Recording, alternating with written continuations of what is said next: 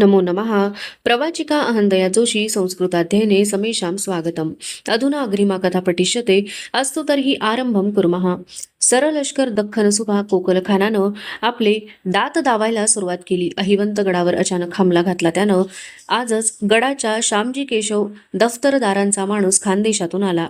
शिलेखाना, अंबारखाना, दारू कोठारे यांवर नजर टाकून परतणारे राजे हंबीररावांना म्हणाले, गडाचं काही. सेनापती चिंताक्रांत झाले. नाही, काही नाही झालं. गड पायरोव्यानं आहे. आपल्या किल्लेदारांनी निकरानं खान परतविला. श्यामजींना पत्र देऊन किल्लेदारांना मानवस्त्र पाठवायला पाहिजेत मामासाहेब. जी दर्याकडची खंदेरी बेटावरनं एक वंगाळ खबर आले धनी. सिद्याच्या मगरुरीचीच असणार.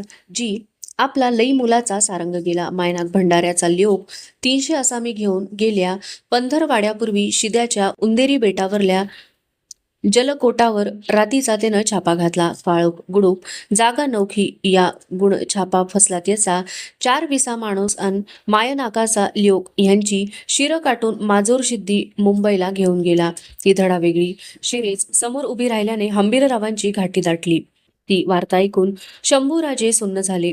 हाती आल्या तपशिलावरून त्यांना खंदेरी बेटावरच्या जलकोटाचे महत्त्व कळून चुकले होते. खंदेरी आणि उंदेरी ही मुंबईच्या घेरातील जवळजवळ असलेली मोक्याची बेटे होती. मोठ्या परिश्रमाने खंदेरी बेट कब्ज करून महाराजांनी त्यावर जलकोटाचे बांधकाम सुरू केले होते. जे महत्त्व दक्षिण कोकणात मालवणच्या सिंधुदुर्गाला होते तेच खंदेरीला उत्तर किनारपट्टीत होते. या जलकोटामुळे मुंबई या मोक्याच्या दर्या ठाणकावर जरब ठेवता येणार होती. हे खंदेरी 3 दर्या सत्तांच्या डोळ्यात खुपत होते. जंजिऱ्याचा सिद्दी कासम, सुरतेचा मोगल सुभेदार आणि मुंबईचे टोपीकर. उंदेरी घशात घालण्याचा या 3ही सत्तांनी प्रयत्न केला होता. त्यात सिद्दी कासम कामयाब झाला होता. त्याने सुरतेच्या मोगली सुभेदाराशी संधान साधून मी इथं आहे म्हणजे तुम्हीच आहात या ढंगाने पावले टाकली होती. त्या सुभेदारांच्या मदतीनेच सिद्दी मुंबईच्या टोपीकरांनाही हवा तसा वाकवीत होता. दर्यावर चाचेगिरी करून मराठी किनारपट्टीचा मुलूक जाळून लुटून पाहिजे तेव्हा मुंबईचा आसरा घेत होता. टोपीकरांनाही पाहुण्याच्या काठीने साप मारायचा होता. जसा टोपीकर मोगल सिद्दी यांना खंदेरीचा जलदुर्ग सलत होता तशी मराठी दौलतीलाही उंदेरीवरची सिद्ध्याची बसकण संधी साधेल तेव्हा बुडवायची होती. हे दर्यापटात घेण्यासाठी जुंपलेले खारट भांडण होते. चिवट सिद्धी खवचट इंग्रज यांचे तिखट मराठ्यांशी जुंपलेले. सरलष्कर मायनाकांना एक सांत्वनाचं पत्र द्या. त्यांना लिहा, तुमचे मूल गेले ते दौलतीच्या शिवपिंडीवरचे फूल गेले. आम्ही तुमचं बरे चालवू. सिद्ध्याच्या विचाराने राजे गुमान झाले. त्यो हापशी म्हणजे दौलतीच्या पदराला कुरतडणारा उंदीरच हाय. चाबालत्योय अन जंजिराच्या बेळात लपत्योय. एक डाव नक्षा उतराय पाहिजे त्याचा. हंबीरराव चिडीने बोलले. होय मामासाहेब, आबासाहेबांना खूप तापदरा दिल्यात त्यानं, ते आम्ही जाणून आहोत. एकदा मायनाक, दौलत खान, कान्होजी, गोविंदजी काटे या सारंगांना बोलवून घेणार आहोत आम्ही. सिद्ध्याची बसकन उखडल्याखेरीज दर्यासही कौल देता होणार नाही. बोलत बोलत महादरवाजात आलेल्या राजांना मुजरा देत चांगोजीने वर्दी पेश केली. पन्हाळ्याचं कैदी आल्यात गडावर. हंबीररावांकडे बघत राजे विचारगत झाले. काहीतरी मनोमन ठरवून त्यांनी आज्ञा केली. चांगोजी त्यातील प्रल्हाद, निराजी आणि राहुजींना मोकळे करून आमच्या भेटीला पाठवा. जी पुढे काही ऐकायला मिळेल या आशेने चांगोजी रेंगाळला. निघा. राजांनी मामला तिथेच तोडला. आतून त्यांचे मन मोरोपंतांसाठी व्याकुळले पण राजओठांनी ती व्याकुळता परतवून लावली. हासेवाड्याच्या सदरीवर आलेल्या राजांना राघव स्वानंद सामोरे आले. त्यांच्या हातात बऱ्याच कागदी वळ्या होत्या. सर्व कारखान्यांच्या मत्तेची फेरिस्त सिद्ध आहेत स्वामी. फक्त रत्नशाळेची मोहर जोखमीची असल्यानं खाशांच्या साक्षीनं तुटावी असं सर्वांचं मत आहे. राघवपंत वळ्या चाळवीत म्हणाले. ठीक आहे दफ्तरदार, आम्ही जातीनं सगळ्या कारखान्यांचा हिसाब तपास घेऊ. सर्वांना समज द्या तशी. राघवपंत थोडे घुटमळले पण जाण्यापूर्वी कानी घालावं म्हणून तुटक म्हणाले. राजापूरहून टोपीकरांचे हेजीब आलेत आपल्या बक्षिसाची मागणी घालण्यासाठी. संभाजीराजांची चर्या पालटली. आवाज करडा झाला. राघवपंतांना समज मिळाली. त्यांना स्पष्ट सांगा. ते पदराखाली घातलेला सिद्धी अगोदर हाकला मुंबईहून आणि मग या बक्षिशी मागायला. आमच्या सामने सुद्धा आणू नका त्यांना. जी वळ्या सावरत राघोपंत हल्ले. त्यांच्या कानी जाता जाता इशारा पडला. निरोपाचे विडे देऊन त्यांना गडावरून काढा. अधिक थांबवू नका. राजे हंबीररावांना काही बोलणार एवढ्यात पहाऱ्याची वर्दी आली. प्रल्हाद पंत आल्यात, येऊ द्या आत. हातपंजा उठवून मंजुरी देताना राजांची चर्या अनेक आठवणींनी वेढून गेली. आत आलेले प्रल्हाद पंत आणि राहूजी तिवार मुजरा घालून खालगर्दनीने उभे राहिले. विचित्र शांतता दाटून आली. बैठक सोडून प्रल्हाद पंतांच्या समोर शांतपणे येत शंभूराजे म्हणाले, घाबरू नका न्यायाधीश. आम्ही तुमच्यावरील आरोपपत्र नाही वाचून दावणार. आबासाहेब गेल्यापासून तुम्ही पन्हाळ्याच्या रोखानं कूच होईतोपर्यंत तुमच्या हालचालींचा बरा तपास घेतला आहे आम्ही. तुमचं खूप उशिरा आलेलं तहाचं पत्रही पावलं आम्हाला पन्हाळ्यावर. तुम्ही न्यायाधीश आहात. आमच्या मनचं न्यायाधीशाचं रूप तुम्हापुढे ठेवण्यासाठी पेश घेतले आम्ही तुम्हास. आम्ही सोनवण्यासाठी नाही. राज आसंदीवर बसल्यावेळी उतरले होते तसेच तेज संभाजीराजांच्या डोळ्यात भरून आले. प्रल्हादपंतांना ढवळून काढणारे राजबोल त्यांच्या ओठांतून बाहेर पडले. राजमुद्रा धारण करणारे आबासाहेब गेले असता कट करून आम्हाला दस्त करण्यासाठी सोननीस पेशवे चालून आले. त्यावेळी आम्हाला खरा आधार द्यायला हवा होता तो तुम्ही न्यायाधीश होता. न्यायाला कौल देणारे, अन्यायाला जाब विचारणारे.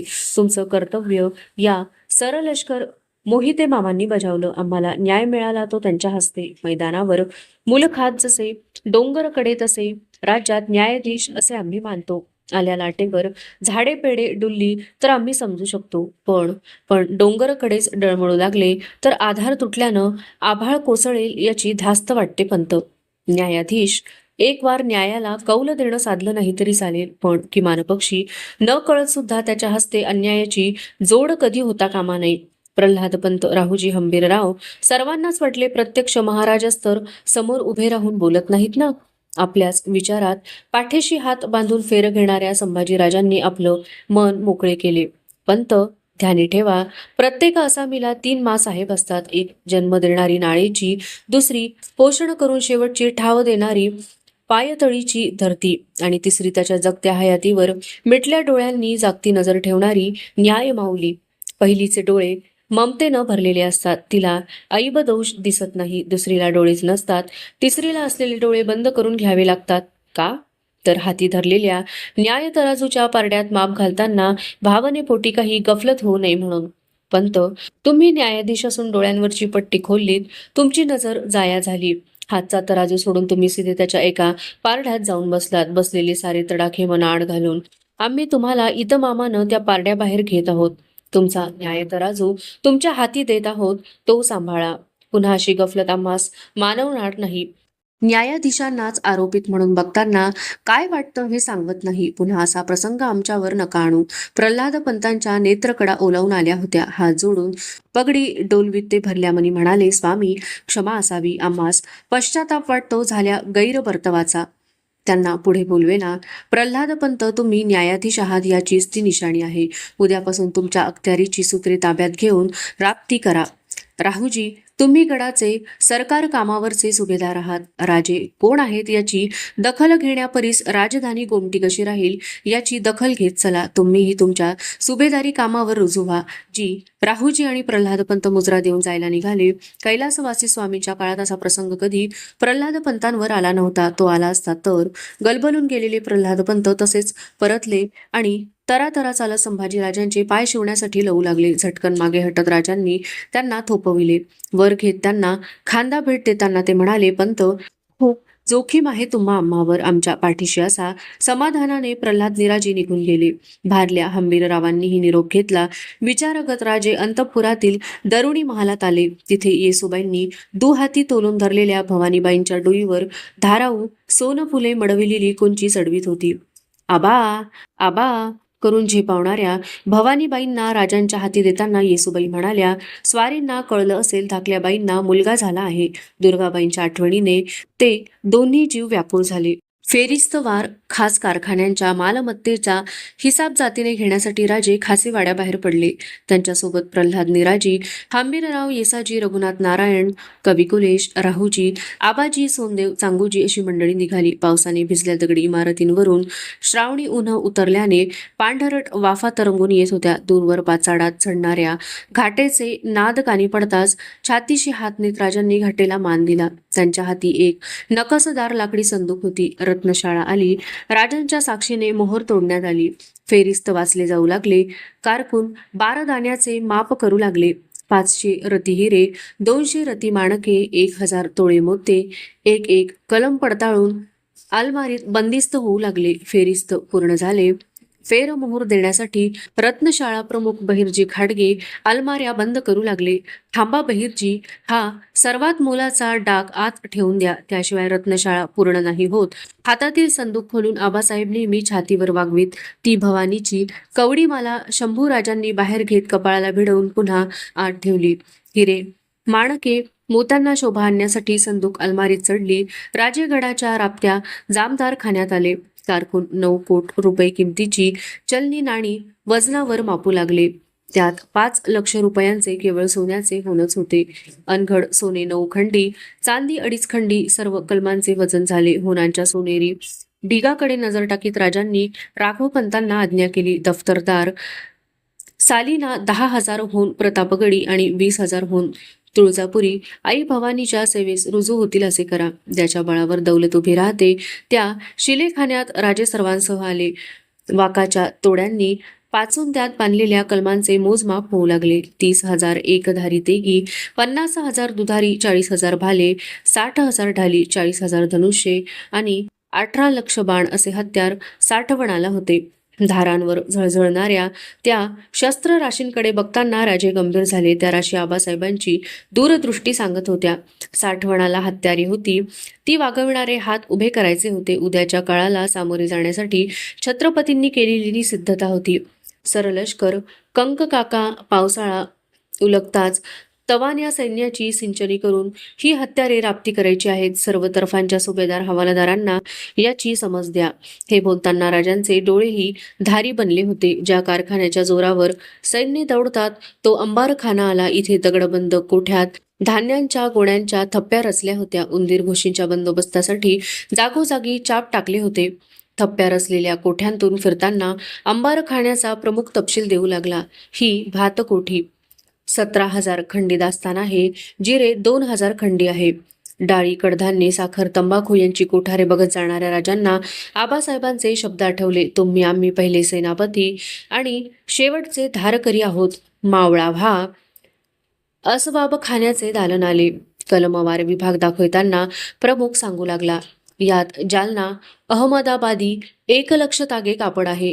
यात 4,000 पांढरी व 1,000 बऱ्हाणपुरी ठाणे.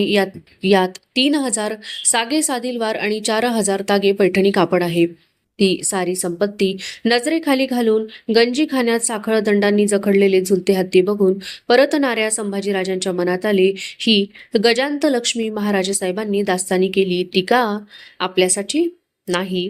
ते जाणून होते की सर्वात मोलाची संपत्ती आहे माणूस. इथला माणूस ताठ गर्दनीनं जगावा. आपले कुलाचार त्याला निर्वेद करता यावेत यासाठीच त्यांनी आपल्या हयातीचा भंडारा उधळला. आपल्याच विचारतंत्रीत चालणाऱ्या राजांना रघुनाथ नारायण अदबीने म्हणाले. कुडाळच्या देशाधिकारी गणोरामांचे पत्र आले आहे स्वामी. काय म्हणून? तेथील योगी नामदेव भट बाकरे यांचा काळ झाला मागे. वारस मुलगा आहे, त्यांचे चालवले पाहिजे म्हणतात गणोराम. चालते राजे थांबले आणि म्हणाले. पंत, बाकरे बुवांच्या मुलाला घोडे आणि नजराणा पाठवून द्या. त्यांचे चालेल अशी मोहीन करून दानपत्र सिद्ध करा. आमच्या दस्तुराने कुडाळी पाठवून द्या. आबाजी, तुम्ही हे दानपत्र नजरेखाली घालून त्यावर मोर्तब करा. जी रघुनाथ पंतांना ते ऐकताना समाधान वाटले. काहीतरी आठवल्याने राजांनी दुसरीही एक सूचना रघुनाथ पंतांना केली. पुण्याहून सुभेदार दामाजी रघुनाथांचा माणूस येऊन गेला आहे पंत. देहूच्या तुकारामबुवांचे चिरंजीव महादोबांचा आणि त्यांचा भेटप्रसंग झाला आहे.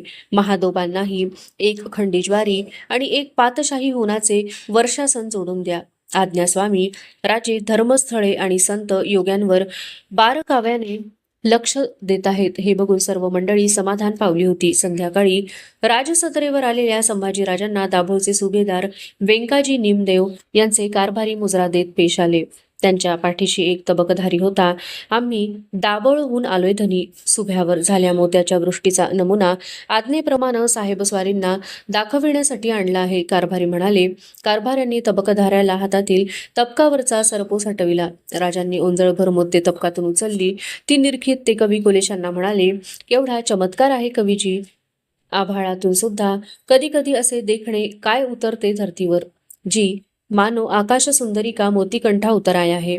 कवीजी ते दूधवर्णी सौंदर्य निरखित म्हणाले. कविराज, धरतीसाठी विरह व्याकुळ आकाशपुरुषाच्या डोळ्यातून सुटलेले हे अश्रू आहेत असं म्हटलं तर संभाजीराजांना ओंजळीतल्या नुसत्यात दुर्गाबाईंची मुद्रा तळल्यागत वाटले. स्वामी, बाकऱ्यांचे दानपत्र सिद्ध झाले आहे. संमतीचे शिक्कामोर्तब द्यावे.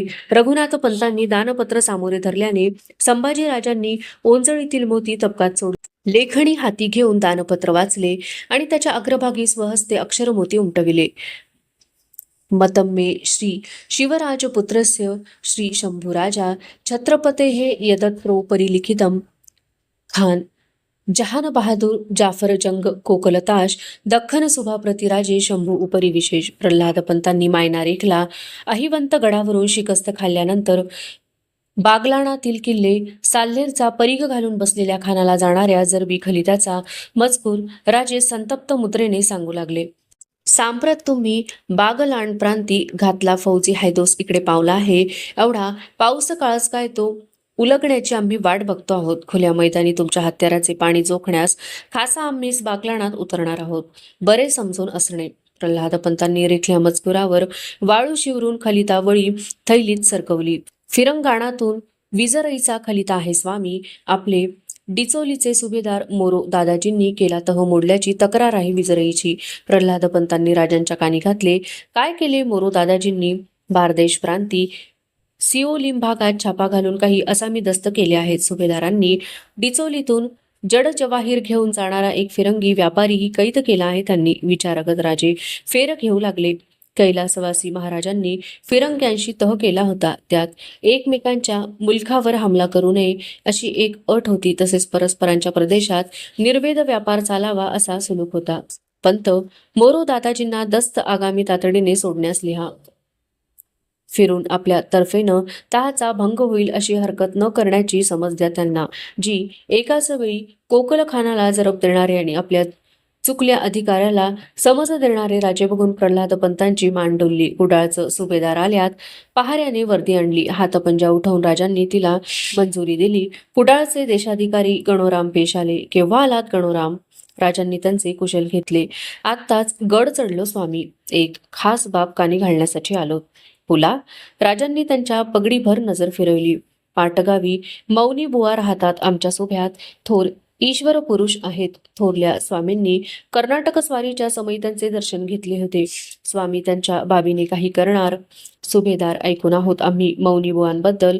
जरूर त्यांचे ऊर्जितच आलो. राजांनी गणोरामांना विश्वास दिला. संतुष्ट होऊन ते मुजरा घेऊन बाहेर पडले. पंत, मौनी बुवांच्या मठाला वाजंत्री व भोई यासाठी सालीना निशाणी होऊन 125 मुकरर केल्याचे कागदपत्र तयार करा. बुवांना दिवाणी वाजावाटा माफ केला आहे असे त्यात लिहा. ही देणगी मठशिष्य तुरुतगिरी आहेत.